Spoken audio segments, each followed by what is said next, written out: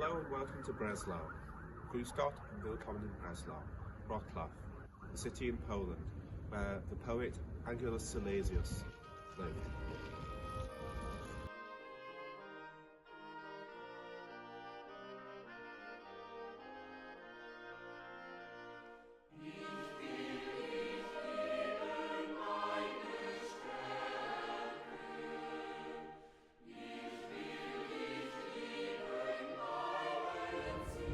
Ich bin wie Gott und Gott wie ich. Ich bin so groß als Gott, er ist als ich so klein. Er kann nicht über mich, ich unter ihm nicht sein.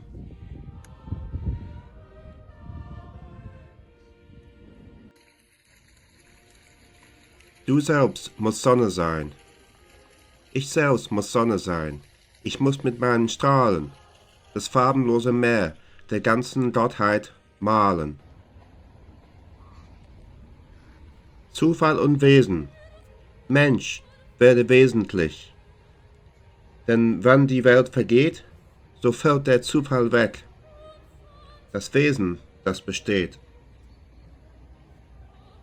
Der Mensch. Das größte Wunderding ist doch der Mensch allein.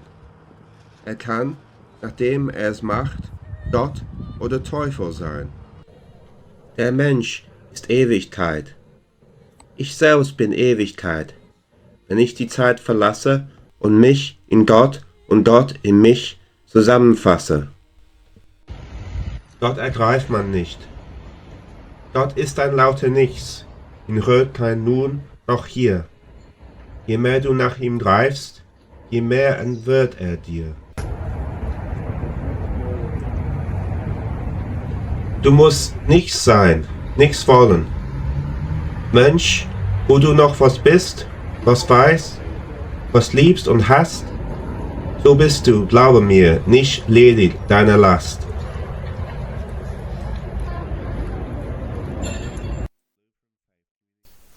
German poet and mystic Johannes Scheffler, better known by his nom de plume, Angelus Silesius, was born in 1624 in Wrocław in Poland, which at the time was the city of Breslau in the Holy Roman Empire. Raised in the Lutheran faith, he started writing poetry at school and continued during his days as a student in Leiden and Padua before he became a doctor and converted to Catholicism, which he justified by the fact that the Protestant faith communicated via the Holy Spirit alone, rather than one grounded in a physical presence. Later he became a key figure in the Silesian Counter-Reformation. As well as his poems, he also wrote a series of polemical texts against Protestantism, in which he described Martin Luther as Lucifer and decried the imminent invasion of Europe by the Turks as divine punishment for the Reformation. In 1967 he published his Cherubic Pilgrim, a selection of poems in the Alexandrine couplets, and was ordained a priest in 1661 in Neisse, near Breslau.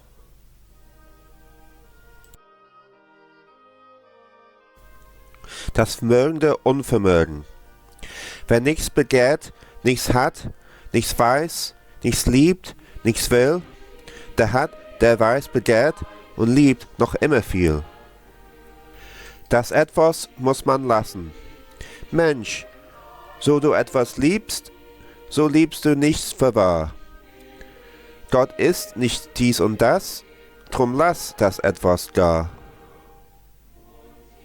Ohne Erkennen. Ich lieb ein einzig Ding und weiß nicht, was es ist. Und weil ich es nicht weiß, drum hab ich es erkiest. Gott. Gott gründet sich ohne Grund und misst sich ohne Maß. Bist du ein Geist mit ihm? Mensch, so verstehst du das.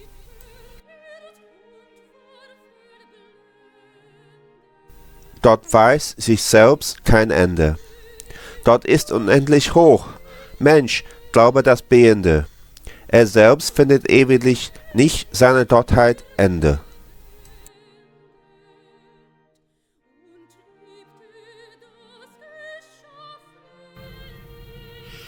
Der Tod vergöttert dich.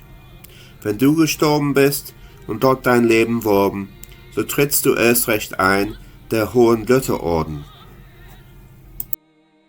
Lebt ohne Sterben. Gott selber, wenn dir will leben, muss sterben. Wie denkst du, ohne Tod, sein Leben zu ererben?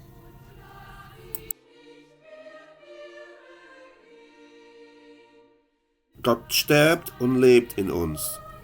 Ich sterb und leb auch nicht. Gott selber stirbt in mir. Und was ich leben soll, lebt auch für und für. Immer während des Sterben. Ich sterb und lebe Gott, will ich ihm ewig leben. So muss ich ewig auch für ihn den Geist aufgeben. Tod. Es ist kein Tod. Ich glaube keinen Tod. Sterbe ich gleich alle Stunden. So habe ich jedes Mal ein besser Leben gefunden. Der ewige Tod. Der Tod, aus welchem nicht ein neues Leben blüht, der ist's, den meine Seele aus allen Tönen flieht.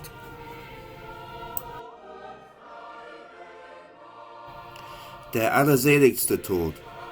Kein Tod ist seliger als in dem Herrn sterben und um das ewige Gut mit Leib und Seele verderben. Writing during the Baroque period in the 17th century, following the 30 Years' War between Protestants and Catholics in Germany, and prior to the Kantian Revolution which to follow in the 18th century, Angelus Silesius addresses topics that preempt thinkers from our age while achieving a clarity of expression in the original German, despite talking about difficult themes like death, God, and eternity. For Silesius, in accordance with Thomistic philosophy, the person is the pinnacle of God's creation and has the means to become godlike by relinquishing earthly things, which also necessitates a prior attachment to them, of course. The Platonic vision of the heavenly order is thus very much intact in Silesius, before it was turned on its head during the next 100 years in a quest to illuminate the Platonic shadows by the lights of Kant and Hegel. Gott ergreift man nicht. God cannot be comprehended. The discursive nature of philosophy is overcome here in favour of credo ut intelligam, as Anselm said at the start of the Middle Ages. As a result, a different type of humanism is documented to that to which we are used to from our modern age, where a human has to rise to themselves to become a metaphysical form and connect with the prime being, rather than just merely warranting dignity by virtue of being born. Humanism in Silesius is therefore conditional on the acts of the individual. Kann, nachdem es macht, Gott oder Teufel sein. Depending on what he does, he can become God or the devil. Having become godlike, however, a person acquires a heightened awareness of essences. Mensch werde wesentlich. Man become essential. They are themselves like colours that paint the colourless sea. Ich kann mit meinen Strahlen das farbenlose Meer der ganzen Gottheit malen. In that sense, too, the focus is less on the individual, but on the person, the former being more equated with accidents in Thomistic philosophy, but the latter with essences. For Silesius, like Heidegger in the 20th century, death here is the eigenste Möglichkeit, the utmost possibility, and true being is only entered into after death. Wenn du gestorben bist und Gott dein Leben worden, dann trittst du erst recht ein in hohe Gottesorden. When you have died and God has become your life, only then do you enter into the higher divine order. Similarly, der Tod vergöttert dich. Death deifies you. It makes you into a god. His description of God also calls to mind the Heideggerian concept of being. Gott gründet sich ohne Grund und misst sich ohne Maß. He grounds himself without grounding, without reason, and is measured without measurement. Overcoming things as a standing reserve and being connected to them by leaving time to enter eternal time. Ich selbst bin Ewigkeit, I myself am eternity, Silesius writes. God is therefore both Sein and Nicht-Sein in Silesius, in the great chain of being, Sein in the sense that it is beyond this world, and Nicht-Sein in the sense that it is most present in the most present in the non-material, which we must become aware of through prayer and fasting. Dort ist ein lauter Nichts, ihn hört kein Nun, auch hier. Noch hier. God is a load of nothing. Now or here does not affect him. Das etwas muss man lassen.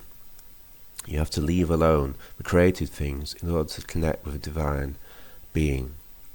Silesius' concept of freedom, therefore, in contrast to enlightenment's outer view of it, is an inner freedom, ein vermögende Unvermögen, an enabling inability, and which, rather than the exercise of your own free will, which also calls to mind the Beatitudes in the Gospel.